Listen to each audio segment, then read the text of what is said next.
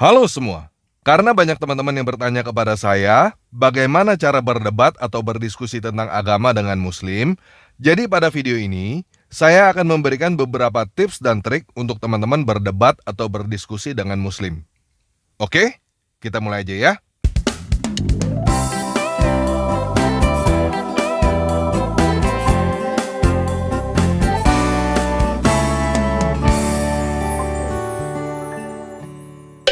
Nah, hal pertama yang perlu teman-teman ingat, arti kata Islam yang sebenarnya adalah takluk atau tunduk. Tujuan mereka adalah mengislamkan kamu, menaklukkan kamu. Kalau kamu sudah takluk, kalau kamu sudah Islam, baru mereka merasa ada damai.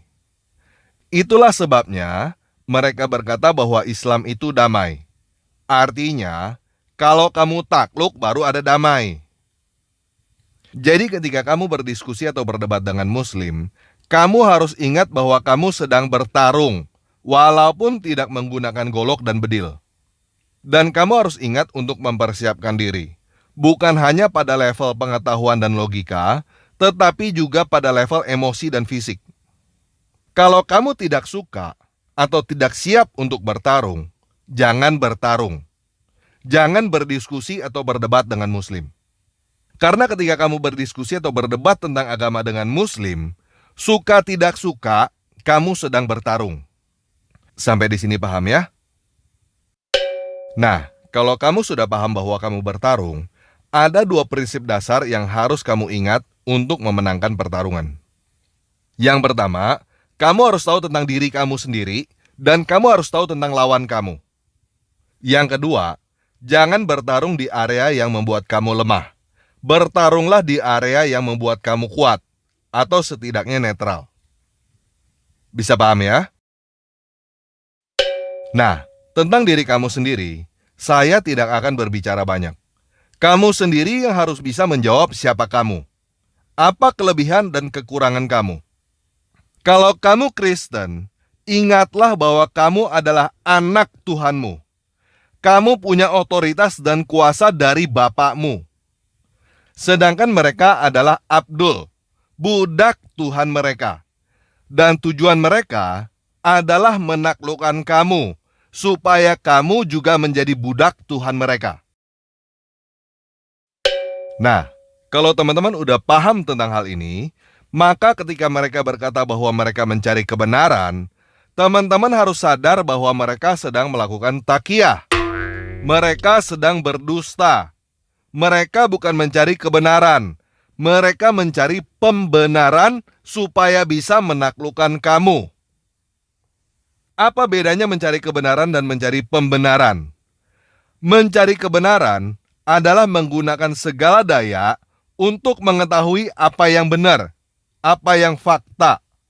Mencari pembenaran adalah menggunakan segala daya supaya apa yang salah terlihat benar. Itulah sebabnya di dalam Islam boleh taqiyah. Artinya, untuk menaklukkan boleh berdusta. Nah, apakah kita sebagai orang Kristen boleh melawan dusta dengan dusta? Nggak boleh, guys. Kita harus melawan dusta dengan kebenaran. Tetapi ingat ya, melawan dusta dengan kebenaran bukan berarti menjadi bodoh. Justru karena mereka menggunakan dusta dan kita menggunakan kebenaran, kita harus lebih pintar. Sampai di sini paham ya? Nah, sekarang kita masuk ke opening statement, kalimat pembukaan. Kalimat pembukaan mereka adalah serangan pertama yang sangat penting bagi mereka. Kalimat pembukaan itu dapat berupa pernyataan dan atau pertanyaan. Kalau berupa pernyataan, biasanya kalimat itu adalah sebuah tuduhan palsu. Kalau sebuah pertanyaan, biasanya kalimat itu adalah sebuah pertanyaan yang menjebak. Kenapa mereka menggunakan tuduhan palsu dan pertanyaan yang menjebak? Untuk menjawab pertanyaan ini, teman-teman harus tahu teknik yang digunakan dalam penipuan dan gendam. Beberapa waktu yang lalu, sering terjadi peristiwa penipuan lewat telepon. Si penelpon langsung memberikan berita palsu bahwa dia dari sekolah dan anak bapak atau ibu mengalami kecelakaan. Sekarang sedang berdarah-darah di rumah sakit. Pernyataan itu membuat penerima telepon kaget, bingung, takut, dan ujungnya disuruh untuk transfer sejumlah uang untuk membayar biaya rumah sakit. Ini adalah teknik hipnotis, dan banyak orang yang kena tipu dengan teknik ini.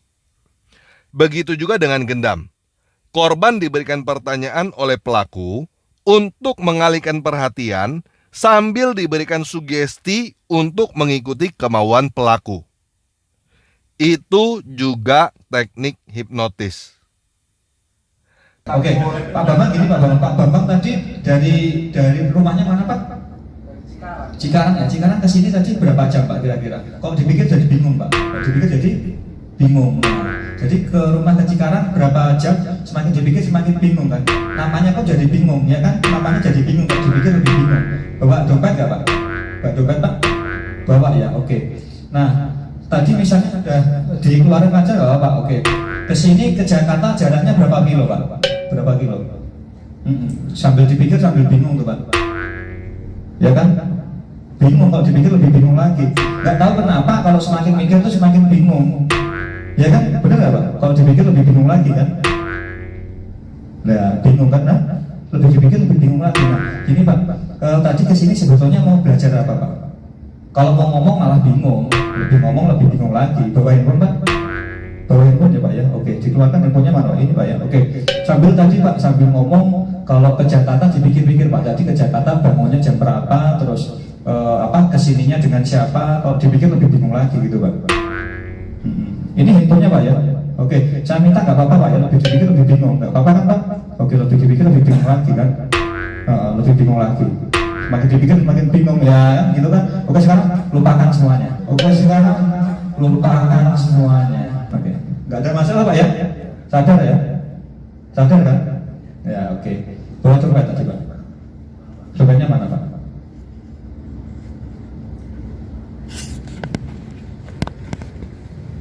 Tadi bawa dompet ya Pak? Sadar kan Pak? Nggak tahu. Bawa tadi. Terus? Di mobil kali. Di mobil apa? Di sini Pak? Enggak, tadi saya bawa. Hah? Di WC. Tinggalan. Toilet. Sadar kan Pak? Masih sadar ya? Nggak ada yang aneh ya? Kira-kira kalau gini bisa dikatakan penipuan nggak sih kalau dia misalnya ngasihnya dengan ini?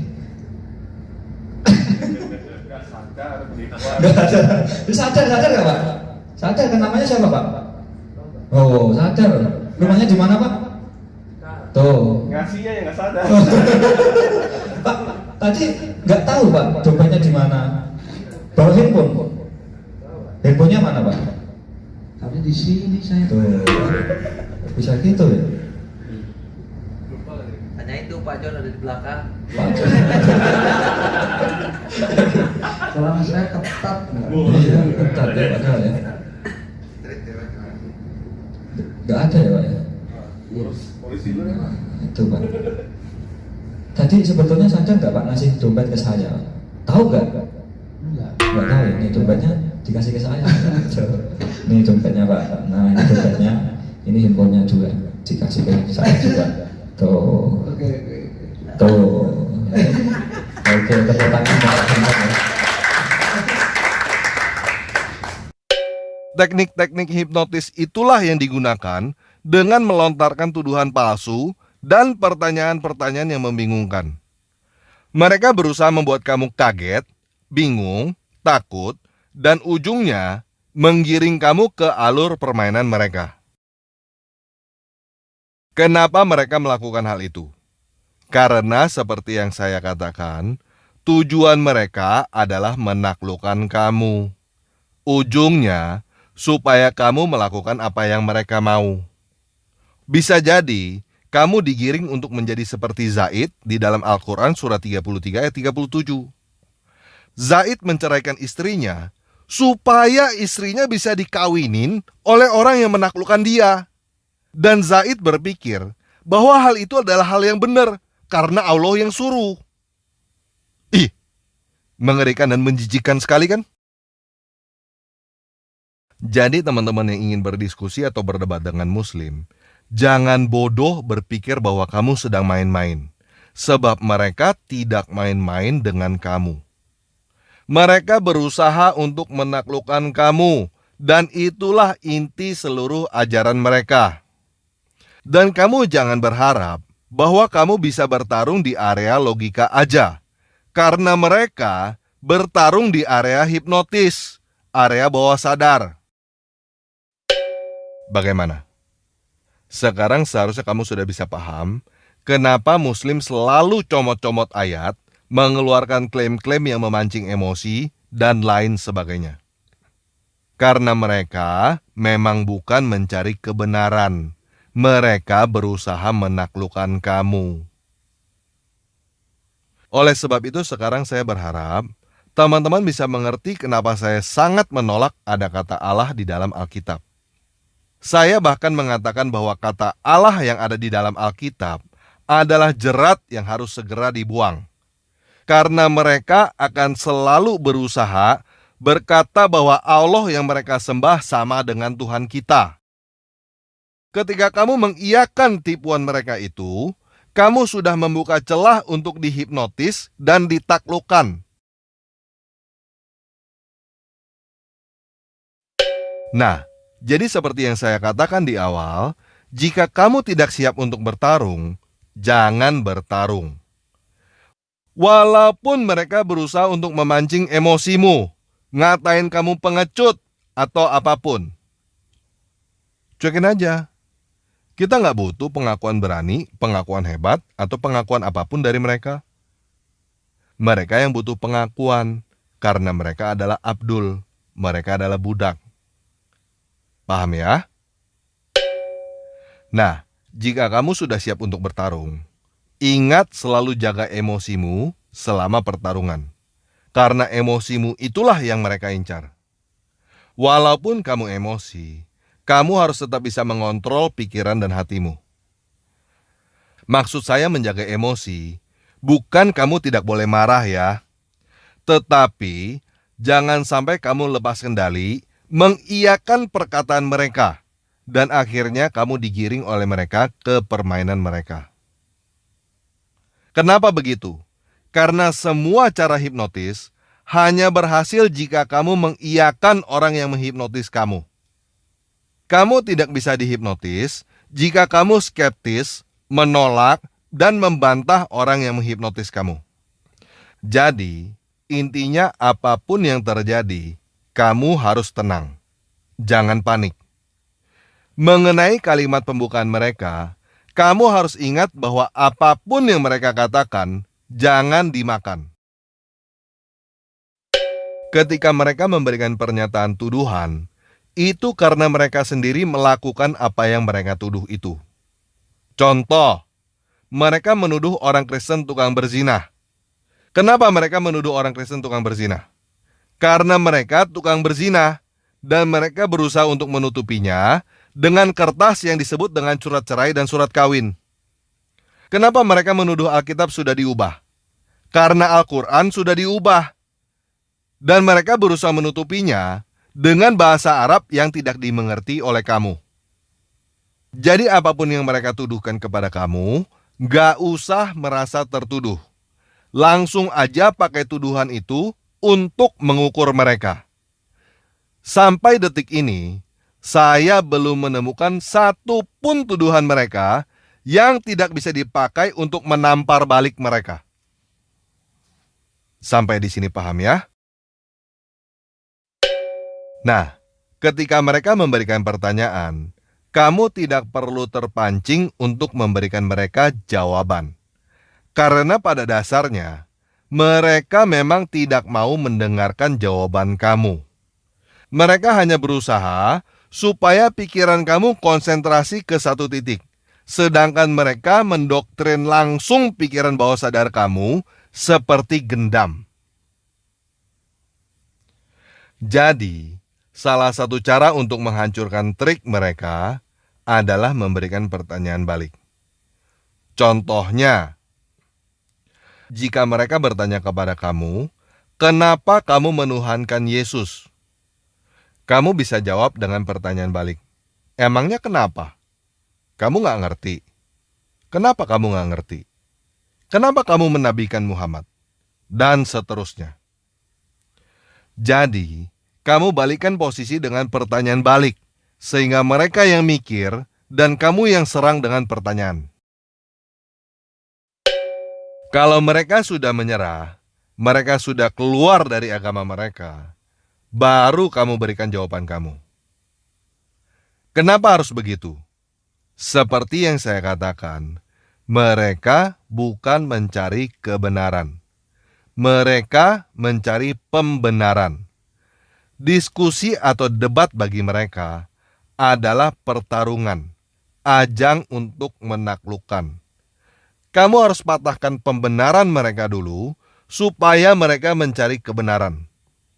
Selama mereka mencari pembenaran untuk memenangkan pertarungan, tidak ada gunanya kamu berikan permata kepada babi. Sampai di sini paham ya? Nah, jika kamu memenangkan diskusi atau debat, ada 3 kemungkinan. Yang pertama, mereka murtad. Yang kedua, mereka kabur dengan perkataan, bagimu agamamu, bagiku agamaku. Yang ketiga, mereka marah dan menggunakan kekerasan fisik terhadap kamu. Jadi, walaupun kamu memenangkan debat, kamu harus bersiap menghadapi kemungkinan terburuk, yaitu mereka berusaha membunuh kamu. Nah, ketika hal itu terjadi, segera pergi dari situ. Ingat bahwa kamu adalah anak Tuhan, dan mereka adalah budak. Hardik mereka, dan mereka akan takut. Ketika mereka takut, segera pergi dari situ, karena kita bukan pembunuh seperti mereka. Sampai di sini paham ya? Nah, penjelasan saya mengenai bagaimana cara berdebat atau berdiskusi dengan Muslim seharusnya cukup. Tetapi seperti pertarungan biasa, faktor terpenting untuk memenangkan pertarungan adalah persiapan. Semua petarung yang hebat pasti latihan. Dan semua tentara pasti melakukan persiapan perang walaupun tidak ada perang dan tidak ada niat untuk menyerang. Gunanya untuk apa? Gunanya untuk pertahanan. Kamu nggak tahu kapan kamu akan diserang. Jadi, buat teman-teman yang Kristen, suka tidak suka kamu harus latihan. Caranya, baca Alkitab setiap hari. Dan seperti yang saya katakan pada video-video sebelumnya, kalau teman-teman baru mulai baca Alkitab, bacalah mulai dari Matius. Oke? Nah, sebagai bahan latihan khusus untuk teman-teman yang mau berdebat dengan Muslim, renungkan kekalahan Adam dan Hawa dari ular pada Kejadian 2-3 dan kemenangan Yesus dari iblis pada Matius 4, Markus 1, dan Lukas 4. Silakan teman-teman pause video ini sekarang dan catat bahan latihan teman-teman. Kejadian 2-3, Matius 4, Markus 1, dan Lukas 4. Pelajari kekalahan dan kemenangan dari orang-orang lain. Nah, jika teman-teman membutuhkan materi-materi khusus untuk berdebat dengan Muslim, silakan pelajari video-video yang ada di playlist Menjawab Muslim yang ada di channel ini. Jadi teman-teman yang belum subscribe channel ini, silakan subscribe sekarang supaya teman-teman bisa menemukan channel ini lagi dengan mudah. Dan bila menurut teman-teman video ini bermanfaat, silakan bagikan video ini kepada mereka yang membutuhkan. Oke, sekian video kali ini. Yesus Kristus penguasa kita memberkati.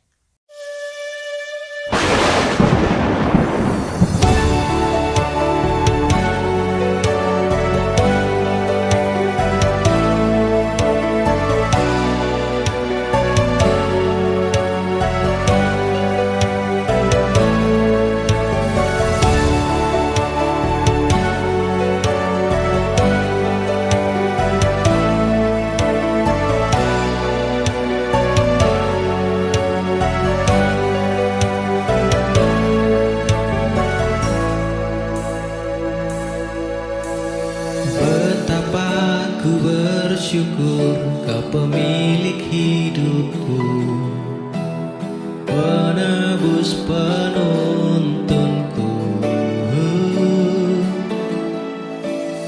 Gadamu dan tongkatmu itu yang menghiburku.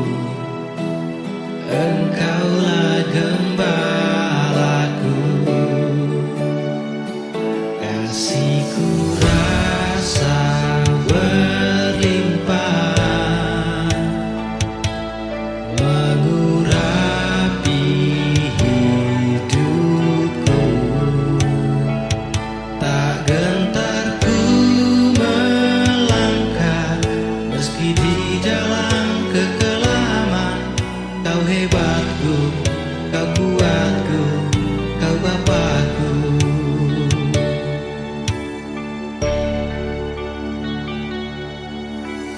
Di setiap malamku bertelut ku menyembah,